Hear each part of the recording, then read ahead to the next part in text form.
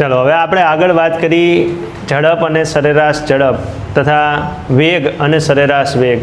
हवे कोईपण गति दरमियान झड़प अने सरेराश झड़प तथा वेग अने सरेराश वेग शोधवाना थाय तो आपणे केवी रीते शोधी शकीए। आपणे कोई एवो दाखलो आपेलो होय तो आपणे केवी रीते गणी शकीए। चलो आपणे अहींया एक दाखलो आपेलो छे। 300 मीटरना सीधा रस्ता पर जोसेफ जोगिंग करतो करतो 1 मिनिट અને 30 સેકન્ડમાં એક છેડા એ થી બીજા છેડા બી સુધી પહોંચે છે અને ત્યાંથી ફરી પાછો 1 મિનિટમાં 100 મીટર પાછળ રહેલા બિંદુ સી પર પહોંચે છે તો જોસેફની આ સમગ્ર ગતિ દરમિયાન સરેરાશ ઝડપ અને સરેરાશ વેગ કેટલા થાય। एक ए थी बी सुधीनी सरेराश झड़प अने सरेराश वेग केटला छे तथा ए थी सी सुधीनी सरेराश झड़प अने सरेराश वेग केटला छे ए आपणे शोधवानुं छे। चलो सौथी पहेला आपणे एने जे गति करेली छे एने आपणे संख्या रेखा पर अंकित करीए। मानी लो कि आपणे आवुं आपेलुं छे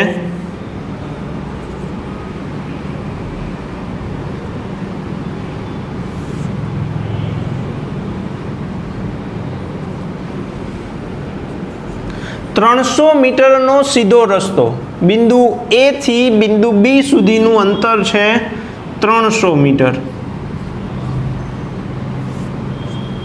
अने आ 300 मीटरनुं अंतर कापता एने लागतो समय केटलो छे 1 मिनिट अने 30 सेकंड। 1 मिनिट अने 30 सेकंड में ए आ 300 मीटरना रस्ता पर छेड़ा ए थी बी सुधी पहोंचे छे एवुं कीधुं छे। त्याथी फरी पाछो 1 मिनिट में 100 मीटर पाछळ रहेला मतलब बिंदु बी थी पाछळ एक बिंदु आवेलुं छे बिंदु सी अने ए केटलुं छे तो के बिंदु बी थी 100 मीटर ना अंतरे बिंदु बी ए पहोंची गया पछी त्यांथी फरी पाछो 1 मिनिट में 100 मीटर पाछळ रहेला बिंदु सी पर पहोंचे छे मतलब ए केवी गति करे छे बिंदु ए थी छेड़ा ए थी बी सुधी अने बी थी सी सुधी। तो जोसेफनी सरेराश झड़प अने सरेराश वेग शोधवा छे पण क्या सुधीना शोधवाना थाय छे तो के छेड़ा ए थी बी सुधीनुं। सौथी पहला बात करिए आपणे ए थी बी सुधीनी गतिनी अने त्यार पछी ए थी सी सुधीनी बात करिए। चलो सौथी पहला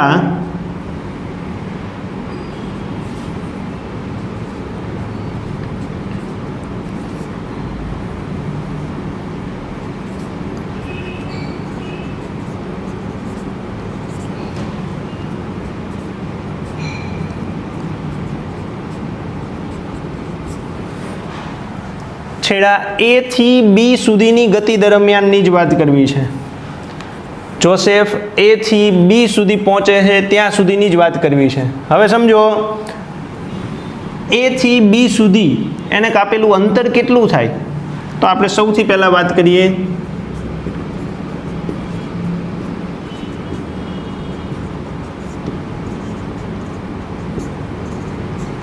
जोसेफे कापेलुं अंतर एस बराबर 300 मीटर। जोसेफे करेलुं स्थानांतर तो ये पण थशे 300 मीटर।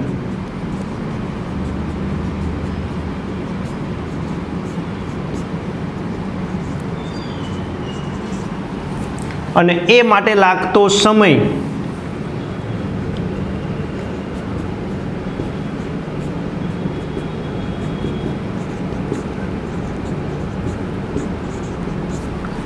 केटलो थाय आपने आपेलो छे 1 मिनिट अने 30 सेकंड एटले कुल समय सेकंड में फेरवशो तो टी बराबर थशे 150 सेकंड। चलो स्थानांतर छे अंतर छे अने समय छे तो आपेला मूल्यों ने आधारे जोसेफनी છેડા એ થી બી સુધીની સરેરાશ વેગ અને સરેરાશ ઝડપ શોધવી છે. ચલો સૌથી પહેલા આપણે સરેરાશ ઝડપની વાત કરીએ. સરેરાશ ઝડપ બરાબર આપણી પાસે સૂત્ર છે કુલ અંતર છેદમાં કુલ સમય. તેથી સરેરાશ ઝડપ બરાબર એ થી બી સુધીનું કુલ અંતર કેટલું છે? 300 મીટર. અને એ માટે લાગતો સમય છે 150 સેકન્ડ. તેથી સરેરાશ ઝડપ મળે છે 2 મીટર પ્રતિ સેકન્ડ. ગણતરી મુજબ સરેરાશ ઝડપ કેટલી મળી?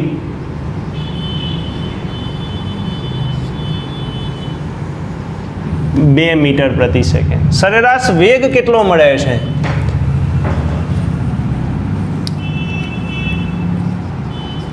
સરેરાશ વેગ બરાબર આપણે સૂત્ર જોયું હતું કુલ સ્થાનાંતર છેદમાં કુલ સમય. ચલો છેડા એ થી બી સુધીનું કુલ સ્થાનાંતર કેટલું છે? 300 મીટર. અને કુલ સમય 150 સેકન્ડ. 300 મીટર છેદમાં 150 સેકન્ડ. તો સરેરાશ વેગ મળશે 2 મીટર પ્રતિ સેકન્ડ.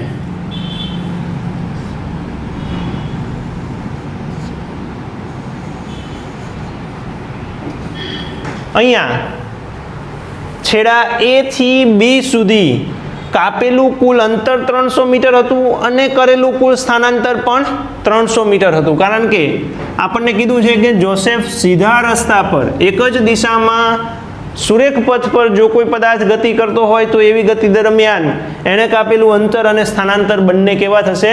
સરખા.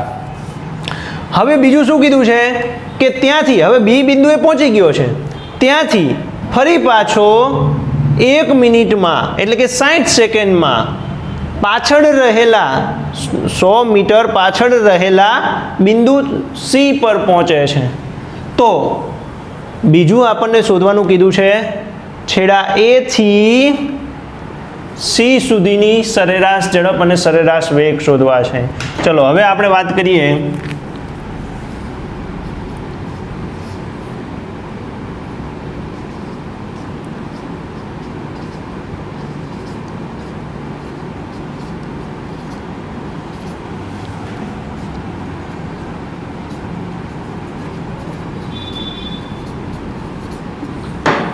છેડા એ થી સી સુધીની ગતિ દરમિયાન. હવે એ ગતિ દરમિયાન જોસેફે કાપેલું અંતર કેટલું થાય?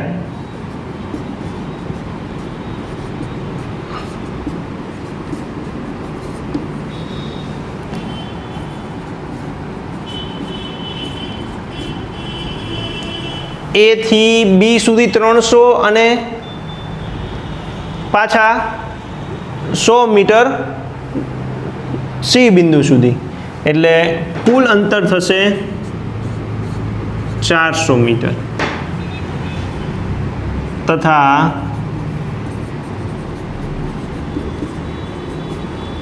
સ્થાનાંતર કેટલું થાય? હવે સ્થાનાંતરની વ્યાખ્યા આપણે જાણીએ છીએ પદાર્થના પ્રારંભિક સ્થાનથી અંતિમ સ્થાન સુધીના લઘુત્તમ અંતરને સ્થાનાંતર કહેવાય. જોસેફ પહેલા એ બિંદુ પર હતો, બી પર આવ્યો અને ત્યાંથી છેલ્લે સી પર પહોંચ્યો. આપણે તો માત્ર કયું અંતર જોઈએ છે તો કે પહેલા હતો ત્યાંથી અંતે ક્યાં છે એ બે વચ્ચેનું અંતર. તો કુલ 300 મીટર અહીંયા હતું બી સુધીનું, 100 એ પાછો આવ્યો, તો હવે એ થી સી સુધીનું અંતર જે છે એ સ્થાનાંતર છે. તો એ કેટલું થશે? 300 માંથી 100 બાદ કરી દો તો આ અંતર મળશે મને 200 મીટર. એટલે એને કરેલું સ્થાનાંતર થશે 200 મીટર. હવે તે માટે લાગતો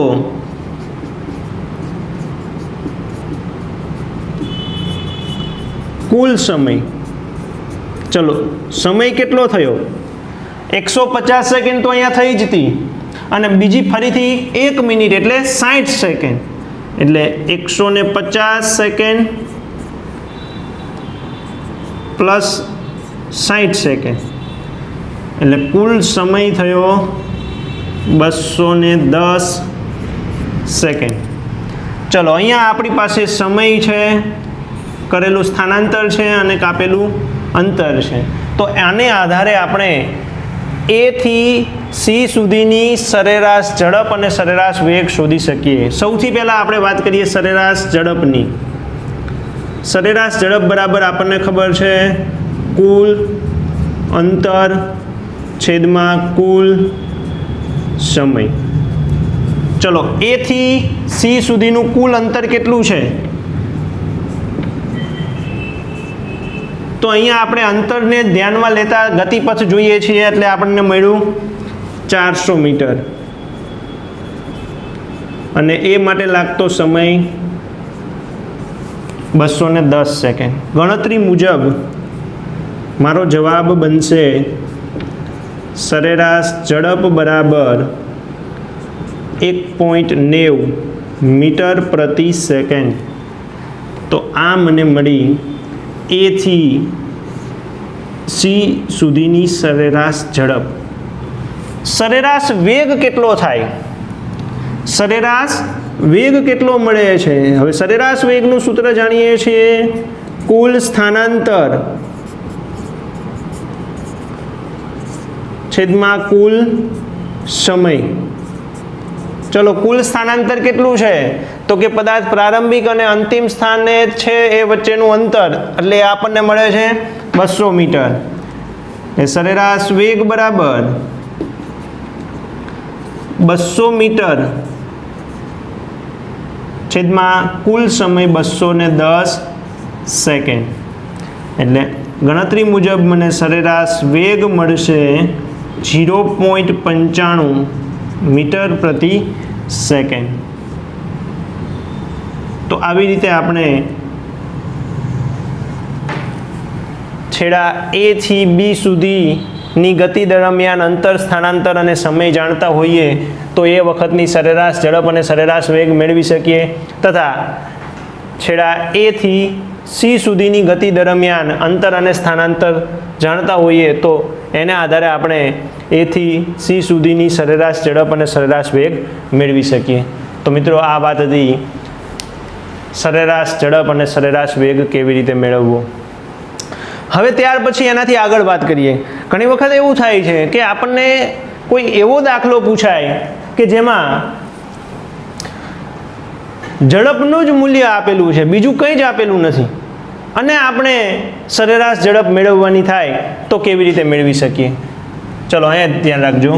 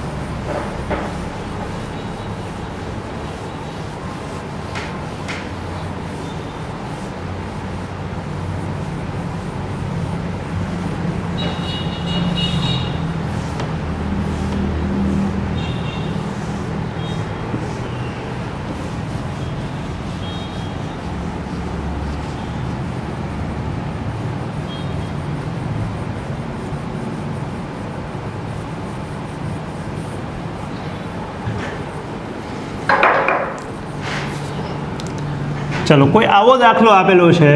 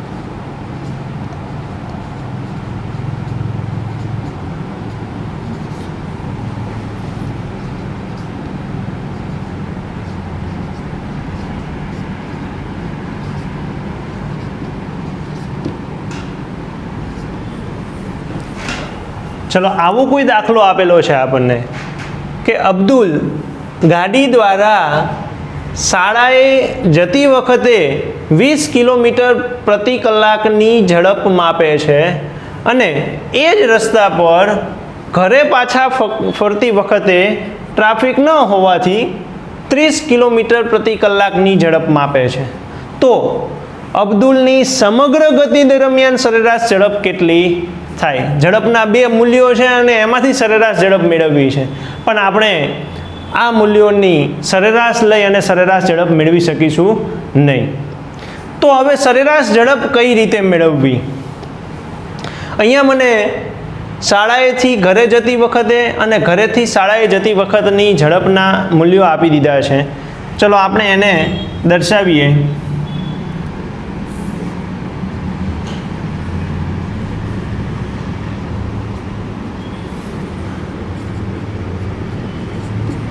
જ્યારે અબ્દુલ ઘરેથી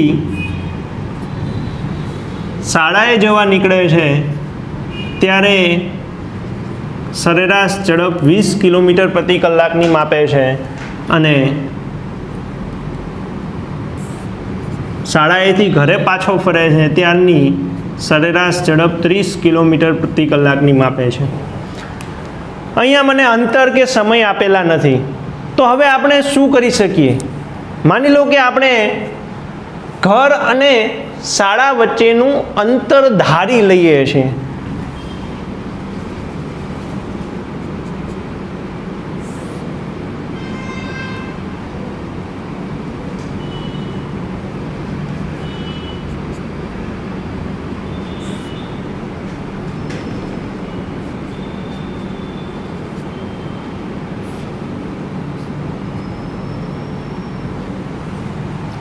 ઘરથી શાળા વચ્ચેનું અંતર આપણે ધારી લઈએ કે x કિલોમીટર છે, આપણે લખી દઈએ।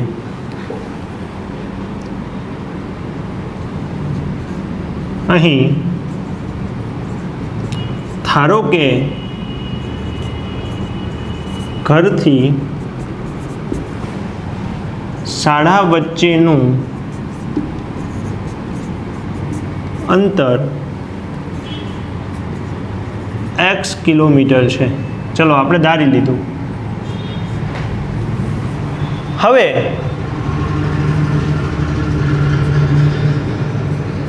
અબ્દુલને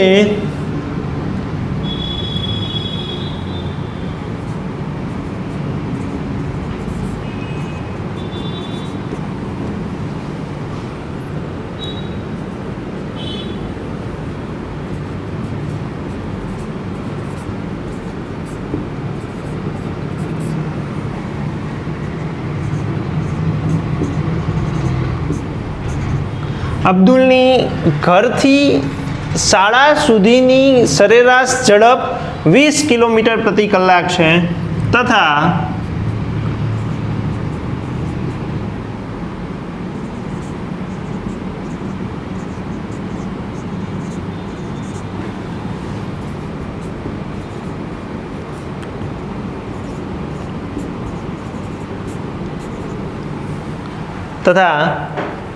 શાળાએથી ઘરે પાછો ફરે ત્યારની સરેરાશ ઝડપ 30 કિલોમીટર પ્રતિ કલાક છે। અહીંયા મને ઝડપના મૂલ્યો આપેલા છે અને અંતર મેં ધારી લીધું છે x કિલોમીટર। હવે મારે સમગ્ર ગતિ દરમિયાન શું શોધવાનું છે? સરેરાશ ઝડપ શોધવાની છે। હવે સરેરાશ ઝડપ મતલબ કુલ અંતર અને કુલ સમયનો ગુણોત્તર। ચલો અહીંયા આપણે સરેરાશ ઝડપ શોધવા માટે કુલ અંતર છે કે x કિલોમીટર જતા અને x કિલોમીટર આવતા, એટલે કુલ અંતર મને 2x કિલોમીટર મળે, પણ કુલ સમય મારી જોડે છે નહીં। તો મારે પહેલું કામ શું કરવું પડશે? આપેલી માહિતીને આધારે કુલ સમય મેળવવો પડશે। ચલો કુલ સમય કઈ રીતે મળે? આપણે પહેલી વાત કરીએ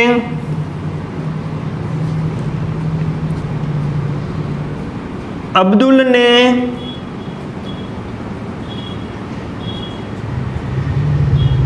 ઘરેથી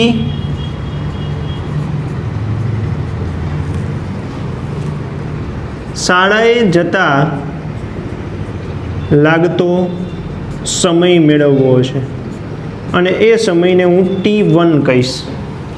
ચલો એ સમય કઈ રીતે મળે? હવે આપણી પાસે એક સૂત્ર હતું, ઝડપ બરાબર અંતર છેદમાં સમય. આ સૂત્રમાં આપણે સમયને કરતા બનાવી દઈએ તો નવું સૂત્ર બની જશે સમય બરાબર અંતર છેદમાં ઝડપ. સમયને બરાબરની પેલી બાજુ લઈ ગયા એટલે અંશમાં ગયું, ઝડપને બરાબરની આ બાજુ લાવો એટલે છેદમાં. આ સૂત્રનો ઉપયોગ કરી અને આપણે સરેરાશ સમય શોધી શકીએ ઘરેથી શાળાએ જતા. ચલો, અંતર છે x કિલોમીટર અને ઝડપનું મૂલ્ય છે જ્યારે ઘરેથી શાળાએ જાય છે ત્યારનું ઝડપનું મૂલ્ય આપણી પાસે છે. તો સમય બરાબર x કિલોમીટર છેદમાં 20 કિલોમીટર પ્રતિ કલાક. ચલો, કિલોમીટર કિલોમીટર ગયા, છેદનો છેદ કલાક અંશમાં, એટલે સમય મને મળશે કયો સમય? T1. ઘરેથી શાળાએ જતા લાગતો સમય x/20 કલાક. હવે એ જ રીતે શાળાએથી ઘરે પાછો ફરે છે ત્યારનો સમય શોધી શકીએ.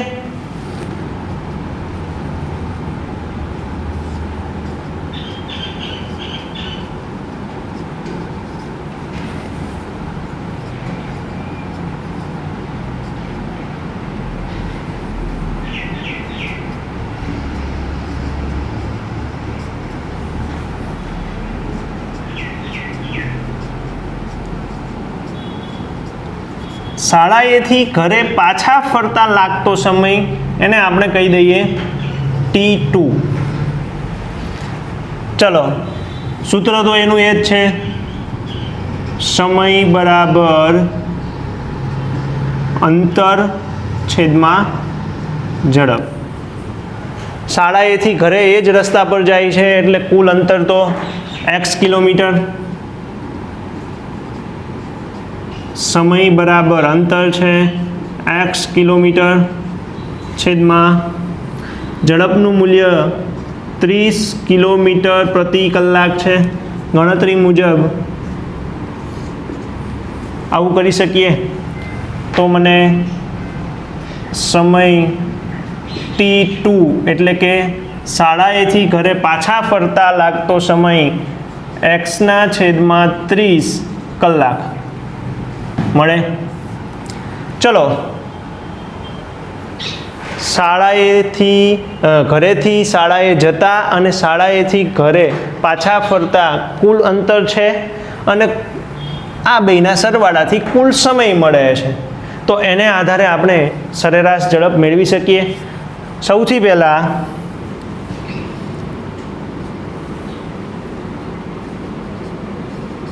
સમગ્ર ગતિ દરમિયાન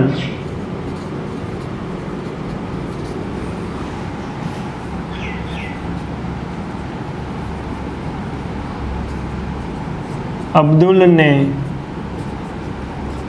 લાગતો કુલ સમયને આપણે T કહીએ તો એ કેટલો થાય? T1 પ્લસ T2 જેટલો થાય. ચલો, T1 છે અને T2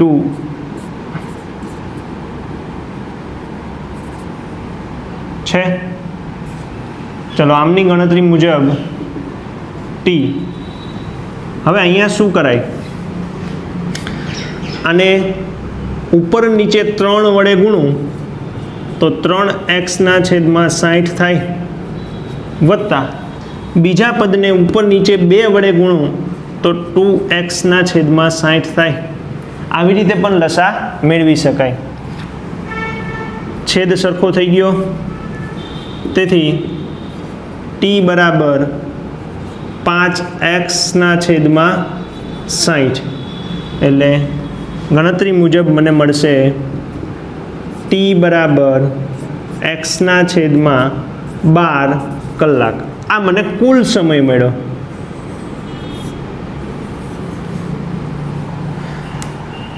બીજું, તથા સમગ્ર ગતિ દરમિયાન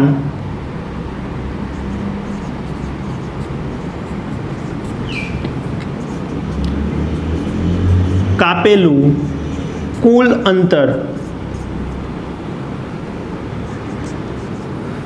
અંતર કેટલું થાય? હવે આપણે ઘરથી શાળા સુધીનું અંતર x કિલોમીટર ધાર્યું હતું, એટલે ઘરેથી શાળાએ અને શાળાએથી ફરી પાછો ઘરે પાછો ફરે એ સમગ્ર ગતિ દરમિયાન કાપેલું કુલ અંતર થશે. કુલ અંતર s બરાબર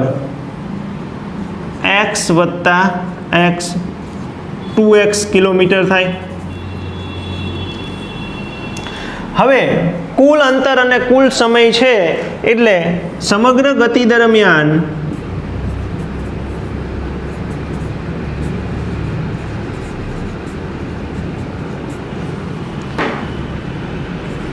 સરેરાશ ઝડપ થશે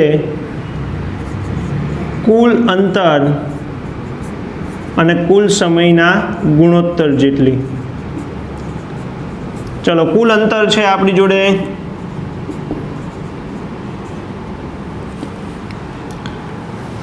2x કિલોમીટર છેદમાં કુલ સમય છે x છેદમાં 12 કલાક. ચલો, આ એકમ નક્કી થઈ ગયો. છેદનો છેદ અંશમાં આવી જાય. સરેરાશ ઝડપ બરાબર 12 ગુણ્યા 2 24 x છેદમાં x કિલોમીટર પ્રતિ કલાક. x ઉડી જશે એટલે સરેરાશ ઝડપ મળશે મને 24 કિલોમીટર પ્રતિ કલાક. આ સમગ્ર ગતિ દરમિયાન શાળાએથી ઘરે જતા અને ઘરેથી શાળાએ જતા અને શાળાએથી ઘરે પાછા ફરતા. તો આવી રીતે જ્યારે પણ આપણને કુલ અંતર અને કુલ સમય શોધવાના થાય, જ્યારે આપણને ઝડપના જ મૂલ્યો આપેલા હોય ત્યારે આપણે અંતરને ધારી લઈએ તો આપણે કુલ સમય અને કુલ અંતર મેળવી શકીએ અને એના ગુણોત્તરને આધારે જે ગતિ આપેલી છે એ ગતિ દરમિયાન આપણે સરેરાશ ઝડપ અને સરેરાશ વેગ શોધી શકીએ છીએ. તો મિત્રો, આ વાત હતી સરેરાશ ઝડપ અને સરેરાશ વેગ શોધવાની. તો આવી રીતે આપણે સરેરાશ ઝડપ અને સરેરાશ વેગ શોધી શકીએ છીએ. ત્યાર પછી આગળ નેક્સ્ટ ટાઈમ આગળના ટોપિકની વાત કરીએ.